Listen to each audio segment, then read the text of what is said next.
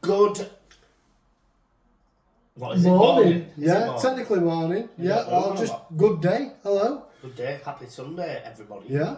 How are we all doing? Hope you're good. Have you had a clean weekend, a sober weekend, or? We have. Yeah, always. But what's your weekend been like? Have you been on one? Have you been on a mad one? Have you had a sober one, a clean one? You know, weekends are just so different for us now, aren't they? Yeah, massively. So massively, the cherry Pepsi Max crew. That's the one. Fanta Limon. From Aldi. Yeah. Tropical punch. Vive. It's deadly, that stuff. I know. It's nice. But yeah, I mean, me and Dee were saying last night. She went, bloody hell, Saturday night you're at home. You're at home Saturday night, like I'm not on my own, and you know I don't have to dread you coming home in the morning. And I thought, fucking hell, yeah, you're right. You know. It's strange, isn't it? It's like, cause mind you, sometimes it like with me it didn't matter because I was drinking every day. So, yeah. But obviously you were out and about, and I weren't. I was totally the opposite. The only time I were out and about was to go fucking nick a bottle of vodka from shop, or something like that. You know what I mean? So it's weird, isn't it? But like with the addictions, people can be addicts and have to go out. Yeah. They can't just sit in the house and do it. Where I was opposite. Yeah. I wouldn't have drunk as much going out because I'd have been like, fucking hell, what if people like, you know what I mean? Yeah. Being a bit paranoid. I mean, well, speaking of paranoid and stuff, I mean, other day, you know, a friend of ours, I was going to the gym with him, and we were in his van, and I blasted music on, and we were dancing, and he goes, you love it, don't you? And I says, yeah, I do. I says, oh, that gives me a good feeling. Yeah. You know what I mean? All that can sort of like release endorphins or anything like that. I'm all for it. Because what you tend to find, like when you're a coke addict as well, is your night starts off if you have a few drinks, or you know you have a line or whatever. Your night starts off, you've got music on, you're in a good vibe, in a good place, on a good frequency, and then before you know it, you know, every line or every key you have, you get more isolated. Yeah. So by that I mean, it's like a thing coming in. Yeah, it's a thing coming in. So it's like you isolate yourself, you take yourself to a smaller room. The music goes quieter. Then eventually the music goes off, and before you know it, that good time buzz is gone, completely gone. It's mad, isn't it, that you sort of like that, or your addiction makes you like it. Yeah. Even though you know that it's like, it's not what it was, what it used to be, or the little bits that you had because people have it and they enjoy it and they ain't got a problem. Yeah. They can do it on a weekend. It is a problem because it's illegal, isn't it? Yeah. But it's, you know, people can do it, can't they? People can sort of monitor it and just say, yeah, just do a couple and leave it at that. But even if you're just using on a weekend, you know, you are, like, you still have a dependency. It proves the point that you can't go out without having it. Yeah. Or you can't go out without a drink, which... You're still an addict. Yeah. You know what I mean? If you just use cocaine on a weekend, like when you're going out, you know, you see it as a social drug, but you're still a cocaine addict. Yeah. You know, a lot of people live in denial about that. Yeah. But it's just factual that you have a dependency for it when weekend comes. So yeah, and then obviously, as we've discussed before, it goes on to, you know, more frequent use and mornings. Mornings, yeah. Creeping in. Yeah, it got a stage for me, mate. Like it started on maybe even a Thursday, and then it'd stop on a Sunday, and then before I knew it, it wouldn't stop on a Sunday. It'd go through to a Monday morning. I'd be on a come down, and I'd be like, well, I need more. Yeah. And that'd be it. Yeah, you're scared of that come down, aren't you? Yeah. The feeling of that come down is a hell of a lot worse than like the feeling of the coke or the alcohol when it's at the worst. Yeah. You feel a little bit shit, and the come down's a lot worse than that still. Of course it is, yeah. Because it's a manufactured endorphin release, you know what I mean? It's a false fake endorphin release that's making you... And the thing is, it's like, I wouldn't mind if it made you feel amazing, but it really doesn't. No. Do you know what I mean? It sends you down a wormhole, down a rabbit hole of, you know, being a person that you're really not. Yeah. So, like, a lot of addicts tend to find, any kind of drug addict, really, you know, even with alcohol. I mean, I don't know if you were like this, and, you know, and we always try to keep it real and 100% on these shows, so, you know, I'll just come out and say it, like, you zone in on a lot of pornography and all that kind of thing, and you're looking at a lot of things that, you know, if God were watching you, you wouldn't normally look at it and stuff like that. you're subject to those topics are just... Yeah, I weren't sort of bad for that because I drunk to the point of fucking just not collapsing, but just falling asleep. Yeah. But I was just completely zoned out, just in a world of my own sort of thing. And even then, I was thinking, why am I doing this? But I couldn't control it.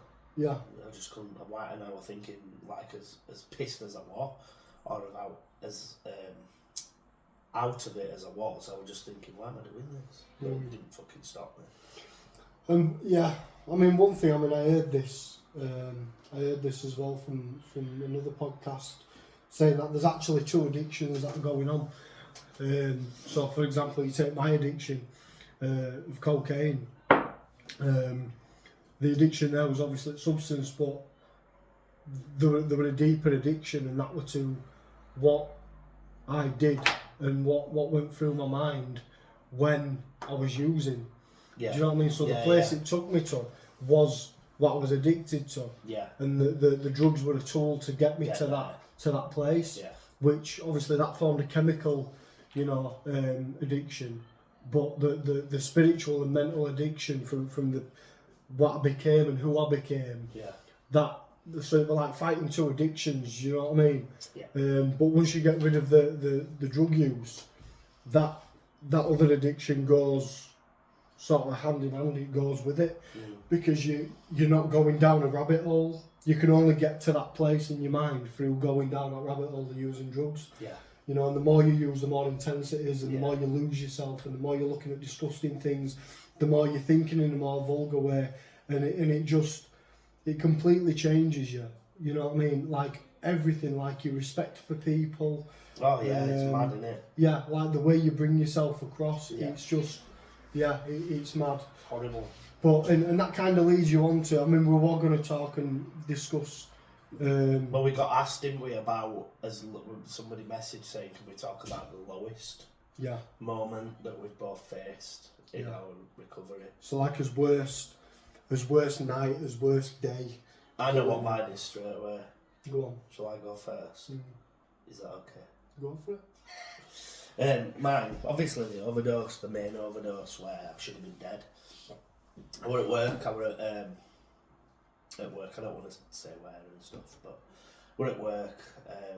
I think I'd just had an argument over text with Vix. And I were already in that mindset. I'd had a drink, obviously, at work, vodka, probably one of the smaller ones, quarter bottles, are they? Yeah, I'd had one of them anyway. And I looked in a drawer at work, and there was some paracetamol, counted them out, put them on the table, 157, bosh. Ate them all, crunched them, so I didn't give a fuck. I thought it might get into my system quicker. Then I had 10 tramadol in my bag, took them, sent a message to somebody saying, listen, I've took these tablets, I'm off, I'm going to have to go home. I went home, I didn't have the intention of sort of, well, I just thought I'd see what happens. Went home, Vic said, I told her, and I think she went please straight away, got in the car, fucked off. I drove all the way to up near my dad's, which I shouldn't have been there on bail because of a situation that happened, which was being dropped without charge because it was bullshit, so I couldn't see my dad for a year. Went to the house there, went to the shop near my dad's and bought 2 litres of vodka, downed a litre whilst skipping. I didn't care, I thought this will kill me with the tablets. Downed it like that, where I got it down me. I went to the pub where I had my mum's wake, went to get a pint, card declined, so obviously Vic's did right to stop my card. So I drunk the rest of the vodka, so out of 2 litres of vodka, 10 tramadol and 57 paracetamol. I drove the car to a reservoir. I fucking took my shoes off and my socks off, rolled my trackies up, straight in. Fucking too cold that. didn't fancy that. So I drove a little bit, crashed. I tried fucking crashing my car. That didn't work. Fucking still landed it. It's crashed into a tree wrote it off basically. Couldn't get any diesel obviously, so I didn't have any money to get diesel, so I couldn't do out. So I just drove it to this place. I don't even know where it was. Huddersfield somewhere, and just pulled up at Silent Road, got it back. Oh, hopefully I won't wake up. That were it, because I was feeling fucking bad, like just really ill, and I just got it back at car, fucking fell asleep, and then the police found me, and then I found me, they brought me back home. Obviously Vix were beside herself, so I'd gone missing. I were all over internet, all fucking everybody. I'm not kidding, I had about 700 missed calls. I had 180 odd WhatsApps, and I remember seeing them, and I had about. I think I do briefly remember seeing something that you're going missing. Now I cast my mind back. Yeah, West Yorkshire Police put it on, and then all groups like round the area put it on. Huddersfield Town put it on. It's a massive town fan, all part of their group, so we're all over. Police found me, but I'd sobered up by then. Obviously, I've sobered up. I don't know what time and how long. I don't know time scales. I just know police found me about 3 in the morning. Brought me home. Obviously, Vix was beside herself, and then I had to go to hospital. And I was in there for just under a week, I think, and I was just pumped full of fluids, and they just said, lucky to be alive. That was the worst. That were it, because my intention was to die. That were it. I couldn't go on anymore, and it was just that was the time. That were it. That's what I wanted to do. Didn't care the repercussions. I didn't care who I'd hurt, anything like that. All I thought is life would be better without me. Yeah. Because I'm not me. I'm walking with the devil, and I'm not me. I was a shell of the person that I was and I'm now. And in hospital, doctors saw me. They said, like, you might have to have surgery on your liver and stuff like that. We might have to fucking try and get a replacement. But luckily, Rejuvenate's done it. So I had 68 hours worth of fluids pumped in me. Lost quite a bit of weight, and obviously that was the rock bottom. That was the one. And luckily, I did wake up, because my intention was hopefully I'll fall asleep. But then, if police hadn't found me, my plan was to jump off a bridge or something like that. Yeah. And I was fucking adamant, and I probably would have done it as well, because my mindset then and how I felt. Yeah. And then I thought, because obviously what I'd done, I thought, what shit am I going to get when I get back? Yeah. So I was thinking, I'll just fucking do it. So luckily, police found me, and the police found me after being diverted the wrong way. So that was crazy, because they couldn't get me on APR or something. I don't know why. There's some reason they couldn't find me that way. But yeah, so that was mine. That was the. I'll never. I don't regret it. Yeah. Because I'm here today because of that. Yeah. I could have gone one way out of that. I could have died. Yeah. I could have carried on being an addict and died. Yeah. Or I've got my life back. Yeah. And now you get it back. Tenfold. 100%. Do you know what I mean? In HD, like we say. In HD, without any drugs, alcohol. Yeah. I mean, we still have shit days. Oh, it's you know what I mean? We still get ill like everybody else. And still, I get down, but I can deal with it, because I know the feeling of that day. Nothing will come close to that in my life. I was telling Dee this morning, I am absolutely petrified of going back to that state I am. Yeah. Like, nothing scares me more. So it's like when I'm in a stressful situation or stressful environment, I have to take myself out of it, because I'm just absolutely terrified of ever going back to that. Yeah, I can't imagine feeling like that. Yeah, like you couldn't pay me to go back to that again. Every morning when I were in that state, every morning I woke up and I just wanted to die. Yeah. For probably a month at the worst. And it were all leading up to the suicide attempt. So I've done it more than once. I took 50 clenbuterol. Fucking hell, I don't know how to survive that either. Yeah. I mean, that I've had my rock bottom moment, like that. Obviously we've discussed that in other podcasts, like, but I mean, in terms of the night where I knew I'd lost my mind, like I knew the drugs had taken over my mind completely. I was at an old mate's house, and you know, I was getting drugs there. Yeah. And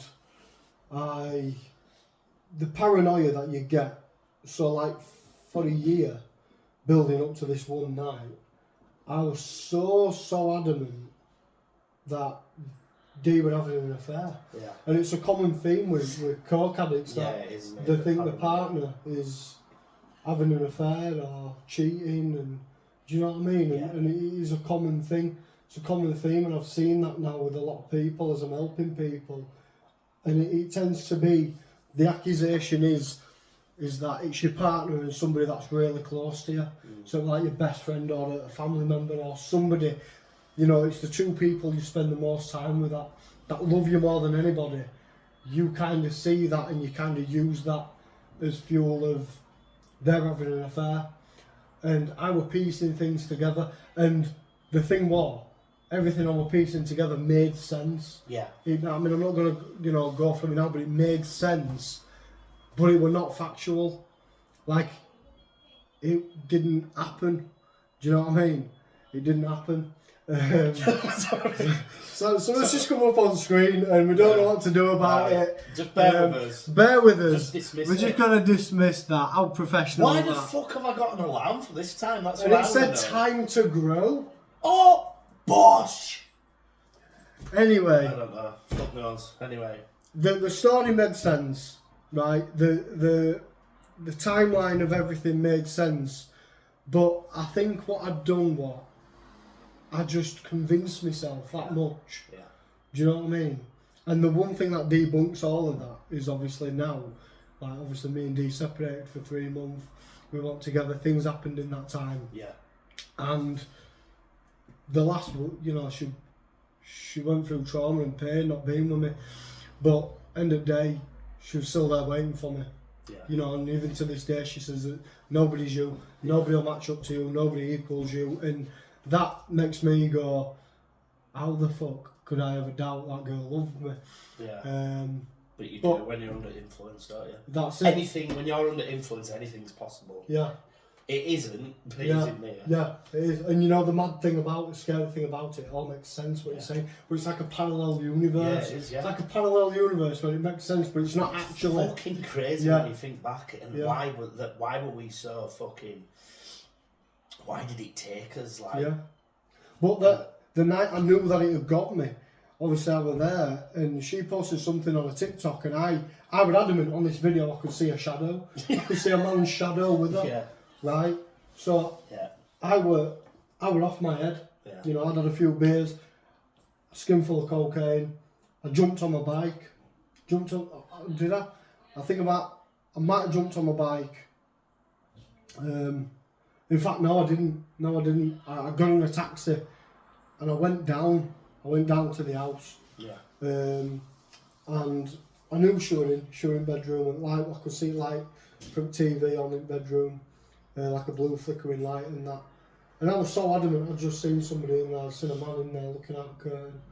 And I went running around that house, you know, and I'm trying to get in, and I'm ringing her mum saying, "Have you got a spare key for the house?" Obviously she could tell I was in the States, so she was like, "No, put the phone down on me."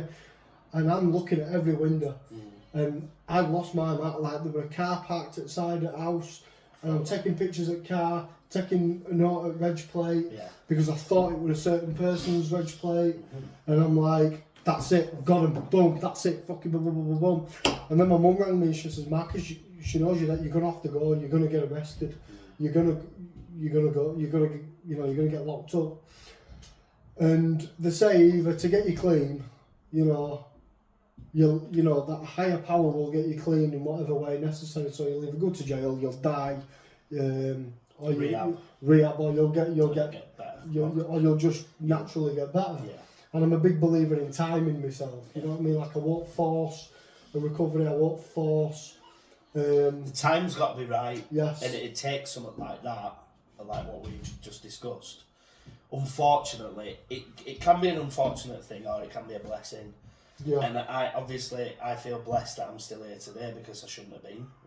Fucking, I don't know why. I must have an amazing fucking immune system or something. You're meant for more, aren't you? Yeah. You know what I mean? Your job isn't obviously done somebody's watching up there. Yeah. And that's how we put it, isn't it? Yeah, 100%. But yeah, and it was like my mum had rang me and she said, get in taxi and get home. Yeah. So I got in a taxi, but I paid the guy 40 quid to stay at the end of the street so I could watch the back door, see if anybody were coming out. Yeah. I drove up and down the street, blah blah blah. People, neighbours were looking, and you know, I says, my mum rang me again. She said, "Where the fuck are you?" So I was like, "Mum, I'm away now."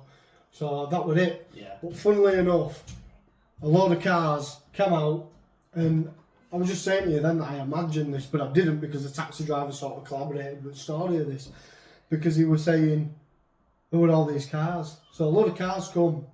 And it kind of fit into who I think it would, you know, who I was suspecting it was. And it was sort of constructed in an entourage of something I'm familiar with being a part of myself. And you know, as the taxi got to near the junction to turn off onto the main road, these cars, you know, there were about 5 or 6 cars, you know, all 4x4s, and they sort of cut in front of us and pulled onto the curb and watching us go. And then as we got up the hill and going past Queen's Park, a motorbike come out and we're following the taxi up the hill until it got to a point where it knew I was going a certain way. Right, yeah. So then the bike cut off, and I thought, even the taxi driver, like, there's a bike there, get your head down. I was like, what the fuck is going on here? Do you know what I mean? So in my head, undrawn quartered, got you, there you go. That's all I need to know, right? It's not until, obviously, you get clean that you look back at that and you think, shit, like, how many things are wrong with that story, and how many holes are in that theory? Yeah. You know what I mean? I'm so wrong. I was so wrong. So wrong. Do you know what I mean? But I was time, so fucking wrong. So right, yeah. But I've convinced other people around me that I was right, and they believed it. You know, they pieced it together, and they said, yeah, it makes sense. Do you know what I mean? So, but like I said, I talk about that parallel universe of, yes, it does make sense, but it's not in this fucking universe. Do you know what I mean? But I think back to it, and I was just hallucinating constantly. So I cannot tell you now what was real and was not real. Yeah. I can't tell you what was real and what wasn't. The addiction was that bad. Yeah, it was that bad, and it was a case of literally, like, I could feel myself every day deteriorating. You know, my cheeks getting more drawn in and everything like that. Pictures. You know, like I was getting wrinkles, grey hairs were coming out of nowhere massively. And there were bags under my eyes. You know, it was terrible. And consuming, squeezing the life out. It really was. Drugs want you alone. Do you know what I mean? They want you alone. Yeah. And they want you, and when you dare go out into real world, it'll make you look like you've lost your mind. Do you know what I mean? Like, I couldn't walk properly in places. Like, my footing was off, my balance, everything was just gone. Do you know what I mean? And people knew I was talking shit all the time. Do you know what I mean? Yeah, fuck. That's just from. We both do. That's just from being healthy. You know what I mean? Just chat bare shit. But and you know, I'm a recovering addict. I'm wearing a top that says Columbia. Do you know what I mean? Dee looked at me today. She went, "You don't have to trigger yourself." I'm like, Jesus. But yeah, I mean, that was probably time for me when I realised I've lost my fucking mind. Yeah. Do you know what I mean? Which I'm not naive enough to think there's not going to be long-term effects from all this, because I've gone from one drastic lifestyle to another. Yeah. Do you know what I mean? I've gone from being really unhealthy to really healthy. Yeah. Do you know what I mean? And sorry. What did you have for tea last night? I didn't look healthy. It looked like some fucking pasty. What a pasty? No, but what was it? Right, so Dee just put me in like a... Listen, knobbered for Christie. Right? She put me in a chicken bake. But then again, we both forgot I had chicken in it. And then again, we both forgot I had a chicken meal that I prepared the day before. So I had that with some like chicken, like bite-sized chicken nugget shit. Right? Take a piss out of my phone. I would not care. So I had that with the healthy meal. I can't say what anyway. Do you know what I had? So you had chicken. You had the Chinese, didn't you? No. You had the Chinese. No, that was night before that. Still in your fridge. fridge. We went to see Mr. and Mrs. Yorkshire, didn't we? that cheesecake. Sophie, you made a banging She didn't cheesecake. make it. Oh, didn't she? No, it was somebody. It was one of her friends. Sophie's mate made a banging cheesecake. Ridiculous. No, I had. What did I have last night? We've gone completely off subject, but we like to keep it real. I had. Oh, you know carbonara. Yeah. I had spaghetti carbonara on a bed of chips. A bed of chips. Yes, with extra cheese and garlic bread. And then I had a Why your breath stinks like shit. Yeah, probably. No, 'cause I'm ill. I've got a chest infection, haven't I? Self-diagnosed. What's in childbirth? And then we don't mean that no, for we're the only female kidding. audience. And then I had a bowl of cookie crisp. And you were ready to take aim at me then? Yeah, no, I'm kidding. That was bad, that. Yeah, isn't it? So, what we want... Fuck out. Sorry, I'm going to have to shut this blind a little bit. Yeah, because I look like I've got really bad bags under my eyes, like I've just been on a big session. You had a session. I've not that kind of session. Right, just tell me when it's good. Is that better? That is superb. Oh, that's better. Sorry for leaving, guys. Yeah, we didn't miss him. Didn't miss me. So yeah, past few days, quite a few things have come on. Very. Some developments. Very. You can't English, you. Very good. Yes. Very good. That is very good. So yeah, the big one in it. We've partnered with. Yesterday it was, wasn't it? Yeah, Branch Wellness Clinic. The branch in Wakefield. In Wakefield. So it's a guy that runs it called Mark, who is Vix's best friend's fella.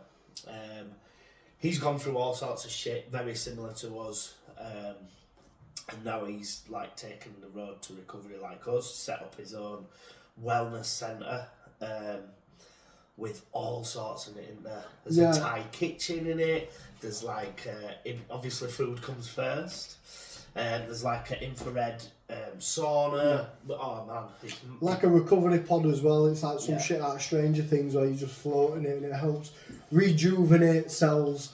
Which I got a bit envious, to be fair, when I started looking around, and because I thought, shit, this is exactly what we wanted to achieve. Eventually, you know, because we wanted to go down the route of having a Mean and Clean wellness centre, you know, with a gym in it and everything like that, a safe space for people who are recovering from addiction to go and recover, train, recover, and just stay on the sobriety train, basically.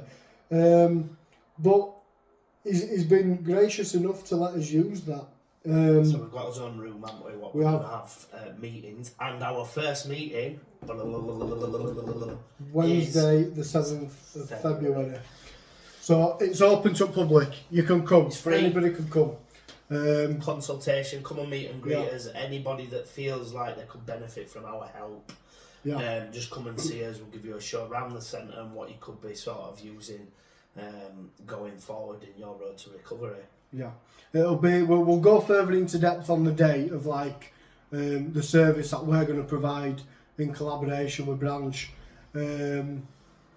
Obviously, you know what I mean. These places cost money to run.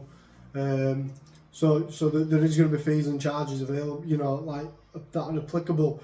But at the end of the day, we're looking at taking drug recovery to the next level now. As far as we know, nobody else is doing anything like this.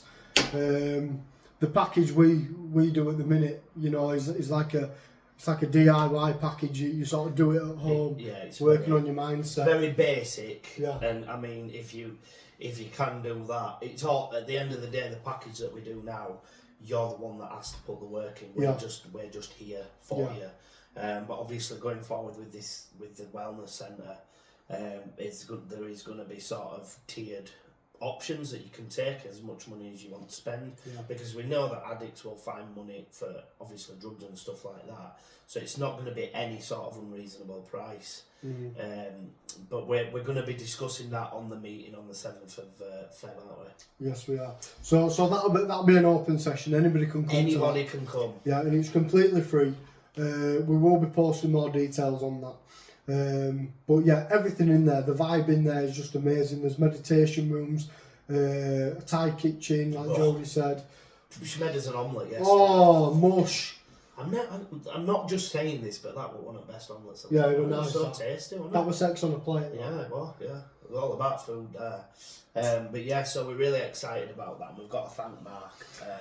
And the good thing about Mark as well is me and Mark have got similar backgrounds in terms of, you know, we've been bad lads at some point in our lives, and we're not shy to talk about it because we want to be the physical demonstration that you can turn your shit around at any point. Yeah. You know, and we both take pride in that. You know, all three of us were on same wavelength, same frequency and level yesterday when we were talking. Oh, we were there 2 hours. We didn't even realise, did we? No. So we all got on really well, and it's probably because we've got the same vision. Yeah. At the end of the day, and also what came from yesterday as well, that Mark does a lot of talks around the councils of Leeds, Bradford, West Yorkshire basically, on knife crime in schools and stuff like that, doesn't he? So we're going to be joining him on some talks in schools and colleges, etc., about the dangers of addiction as well. So that's really, really exciting.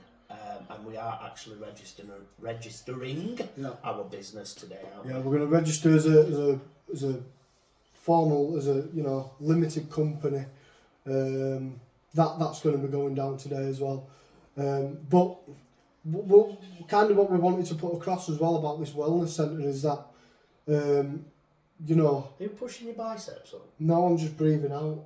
No, you're like that. I'm just I'm just... I thought you were just... Well, it doesn't move. Doesn't move. Sorry. Carpet arms. Continue. Anyway, I will probably be based there a lot of the time.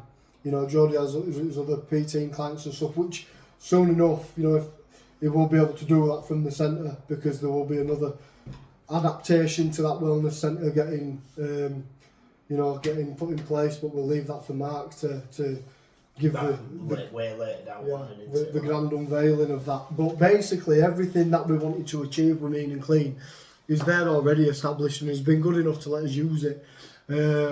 So we're going to be based there, but I want it, me and Jody both want it to be the kind of place where you can just come in. You know, if you paid for the package and you paid for your monthly subscription to use the centre, you come in, you have one-to-one sessions with myself or Jody. You know, you get the healing done. So we're talking, do you want to be healed mentally? You wanting to be healed physically? You wanting that cellular, you know, that sort of cellular healing done with the technologies that we're going to be having there. Like it's I said, exciting, isn't it? It's exciting. And do you know what? I wish a year ago, I know I'm 8 months sober now, 8.5 months, but I wish a year ago that could have been offered to me, something like this. Yeah. Something like us. Yeah. I mean, there is the sobriety things, but 2 regular guys, the Mean and Clean boys, and you know, it's something that everybody can relate to us, because we don't put any front on, we don't rehearse these or anything like that. We just have like anything that people have asked us, we'll talk about, but we just do it off the cuff because we're comfortable talking about it, and it just so happens that we can talk for a while about stuff like that. So it's a massive plus point in someone's life who's an addict, that they can come and see us for free. Come and have a chat with us, get to know us, and if they really are wanting the help, they'll do it. And it's exciting. It's really exciting to have this going, isn't it? Yeah. Another thing as well, like I said, we're making collaborations on the 15th of February. We're going to be giving a talk down at Andrea's Angelic Healing Centre in Castleford.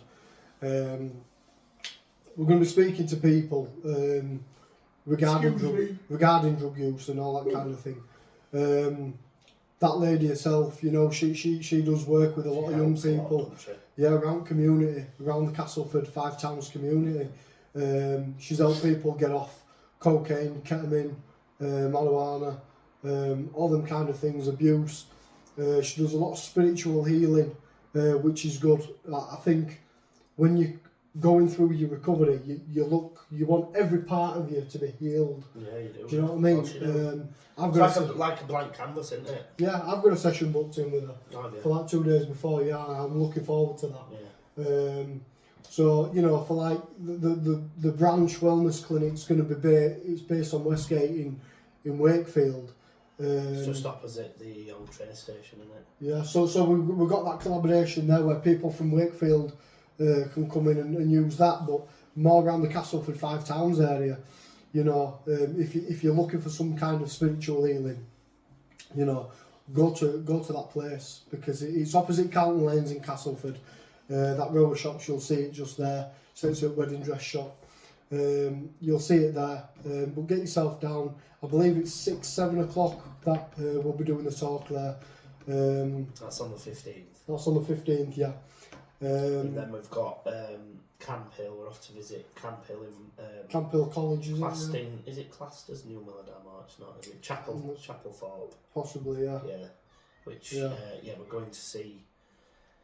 You know her, don't you? Yes, I do. I used to work with the lady So we're going to go there and big up Fiona, big up Fifi. Yeah. I don't know, but big up Fifi too. Yeah, so Brilliant, we've got a lot going on. Obviously, we're new to it, so there's got to be a bit of patience there, aren't there, as well. But obviously, our clients that we've got currently are the number one because they believe in us, and we're working sort of around the clock with them, aren't we? Yeah, I want to give a big shout out to Luke as well, yeah. because he's touching 3 weeks sober now. And his biggest test was last night, wasn't it? It was. He went out last night. Out for his mate's birthday, and he didn't touch a drop of alcohol. And I am proud as fuck of that lad. Yeah. Honest to God, like, don't get me wrong, and I know he won't mind me saying this because he's been very transparent with his journey, like me and Jody have with ours. He has, you know, his relationship suffered because of drinking and everything like that. But we stick to a regime with him, you know, and the most important thing is that he wants to do it. You know, when he's doing it, he's applying himself to this, which is phenomenal. Yeah. And it was his first one, really, wasn't it? That signed up. Yeah, he was the first one, wasn't he? Yeah, he's absolutely killing it. So well done, Luke. And there's a lot of people as well, I know, personal friends, you know, that are just sort of taking inspiration from what we're doing, and they're, you know, getting themselves clean and just laying off the alcohol, you know. And very quickly as well, I just want to touch on danger, because we don't really talk about ketamine, but I want to touch on dangers of ketamine as well, because that's a different animal altogether. Is that just takes you to a really bad place. I've seen people in some states with ketamine. Somebody reached out to me this week just asking me to speak about the effects of ketamine and the long-term effects on it, you know, and they've said if they'd have known what it were going to cause, you know, a problem with your bladder, basically. I've not done too much research into it, but it causes that stuff can cause you some serious long-term effects. I've heard. I've never dabbled in it. But yeah, I think I took it once, and it was after my school prom, and it put me in the biggest hole ever, and I'd never touch it again. I'll never touch any drug again, not even alcohol. You couldn't pay me to do it, but.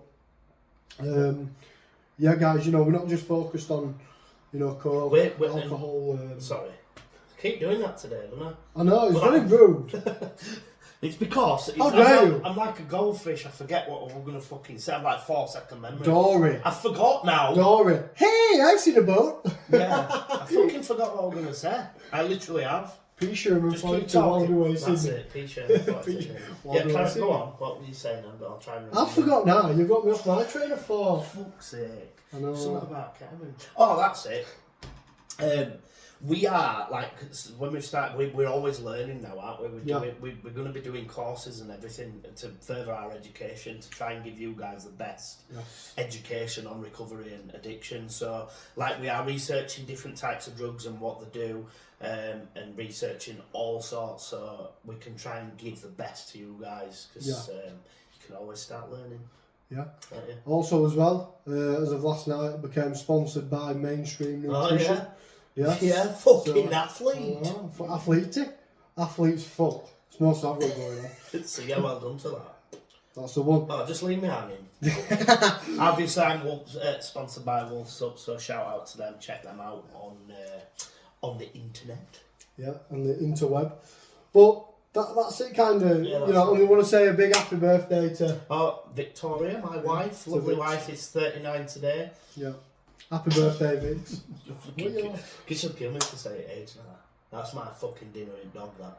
I ain't got a dog, dinner Listen, in cat. when man's in doghouse, man gets comfy in doghouse. Yes. Yeah? I'd like to go in fucking doghouse because there'd be no kids and it'd be quiet and I could sleep. There's that. There you go. Yeah, so happy birthday to my wife. I took a breakfast in bed. One day a year she'll get that. Yeah, Yeah, I took Cleo up with me, right cute and that. I bought her a hoodie for the gym. Yeah. I bought her a bottle of Prosecco, a massive bar of Galaxy, and I'm taking her for a Thai meal. There was meant to be tonight, but I'm taking her on Tuesday because the babysitter's not very well. So I think that's pretty much it for this week. In a few weeks' time, as well, we're going to be having a gentleman on the show called Dan Francis. I know Dan from we were in business together about 7-8 years ago. Dan's had an history, an extensive history with substance abuse, and he's been clean for double the amount of time of that now. But he's a good bloke. He's Dan. Very big into health and fitness scene and around that industry. Been on cover of magazines and everything for men's health, them kind of things. So we're going to be working something out to get him on the show, and yeah, we're looking forward to that one. We're also going to be having in the coming weeks. I think we're going to get Vix on, aren't we? Just so you guys can hear it from like a partner's perspective. Yeah. You know, of what it's like to live, to live with an addict. Yeah. Because we're not going to sit here and say that we were angels, because we weren't. We were fucking nightmares. You know, demons. We really were. But that's it as well. You know, if you're currently going through, you know, addiction, and you've got somebody, you'll notice your circle gets smaller and smaller. And apart from gravitating to other people that use drugs, which is, you know, what happens. Just a common occurrence. Yeah, your vibe attracts your tribe. Yeah. And literally, it's a case of show me your friends, I'll show you your future. But you'll notice that there's people there that were always there, and some of them people will go, but the ones that stick are the ones that truly do love you. And they're the ones that have got the brunt of all this, you know. So you have to hear their side of it, you know, and we want you guys to hear, you know, Vic's side of it, and possibly, you know, I'll get Dee on the show so Dee can tell you guys how it was, you know, so you can hear it while we're both sat in the room, because, you know, there'll be a lot of different perspectives of what we're going on there. Yeah. But at the end of the day, look, you know, we've cleaned ourselves up, we've made amends. We've got his lives back, yeah. haven't we? Them two women stood by us through thick and thin, and if you can't doubt anybody's love for you like that, yeah. You just can't. Do you know what I mean? You can't doubt that they're not there for you, and it's not you the one, because not everybody could handle that. Especially, you know, so much shit I had to do. Like, I was never there on a weekend for a week. I was hardly at home. Yeah. You know, and the poor lass still stuck there every day, every week. Yeah. And now we just thank God that we're all in this place together. So, yeah, guys, big exciting things coming, and we're just going from strength to strength, aren't we? We seem to be, yeah, we're doing alright, aren't we? Yeah. Well, we're expecting... Still fucking broke, but... Yeah, we're expecting some, you know, stumbles in road, but it is what it is. Yeah, we're solely doing this through our experiences to help people that way. And I just want to say this as well before we go. The shadow. So this kid yesterday, he was a lovely lad, wasn't he? Jody. Were he Jody? Or like Tyne Weir, wasn't he? Sunderland, something like that. And anyway, he said, I've just put this on my story, so you might have heard it, but he said about the shadow, you've always got a shadow cast with you, behind you, wherever you are. Like now, it's not sunny, but we've got a light on, and the shadow's there, and he classes that shadow as the darkness and the demon and the devil. Yeah. And he's always walking. When you're not in that shadow, you're out of the shadow and you're in the light. But the devil's always there, and he's always trying to consume you and get you back into the darkness. This is like mainly going for addicts. And it just hit home with me that I love it. And you can always look and he's there, or you can always, wherever you are, there's a shadow, there's a reflection. And if you treat that as the darkness and the devil, that you don't want to get into that darkness again, you'll keep yourself driving forward into the light. Yeah. I liked it. That all starts as well, doesn't it, from making a decision. Yeah. You know what I mean? You need to make a decision and stand by it. But it's a case of, like I was listening to Tony Robbins this morning and something resonated with me. He says, I can't remember exactly the quote, and I've been thinking about it all day, so I could mention it on the show today. Not bad. Okay. But it's basically something along the lines of the power of regret is greater than the power of what could be. Yeah. If you get me. Yeah. So it's like every time you possibly relapse, you know, that feeling of regret is going to be outweighs everything. Yeah. Yeah. Do you know what I mean? Yeah. And that, the future excites me. Like now, look at us. You know, we're all of us are on about going on holiday together this year. If we could get that done, and you know, so you look forward to good times. But the one thing that drives us every day is the fear of going back. Yeah. Do you know what I mean? Yeah, which sits well with our rock bottoms today, doesn't it? Yeah. And the regret there, if we relapse... I can't even imagine going back there. Yeah, like, to go back to day one now is just... No. Do you know what I mean? It makes me feel sick thinking about that. And that's why we've invested ourselves so heavily into doing this. Because it keeps us minds focused, which anybody watching this going through the same kind of problem, find something that you can invest yourself in heavily. Whether that be the gym, whether that be doing your own podcast, doing your own blogging or vlogging or whatever it is, your own business, something that you can put passion into, because when you've got free time and you've got no passion for something, the devil will consume you 100%, and it'll take you straight back to that shitty place you've just come out of. Yeah. So finding a hobby and a passion, they're two important things that keeps that shadow away, keeps that devil away. That's it. It's always there, but now we're comfortable with them being there. Yeah. I want that to be there, following me. It's behind us. It's always going to be behind us. It's behind us for a reason. Yeah, it's behind us for a reason, and I'm happy with that. And on the days where shadows in front, whatever, mate, I can see you, but it's always moving away. As long as you're moving forward, that fucker's moving away. Yeah. Right, so... Right, are we going to do it? We're going to do it like a...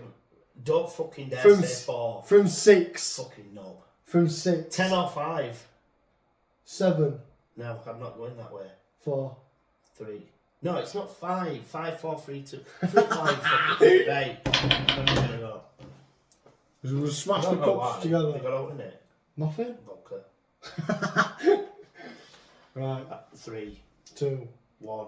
Keep it mean, keep it clean. Boom. See you later, guys.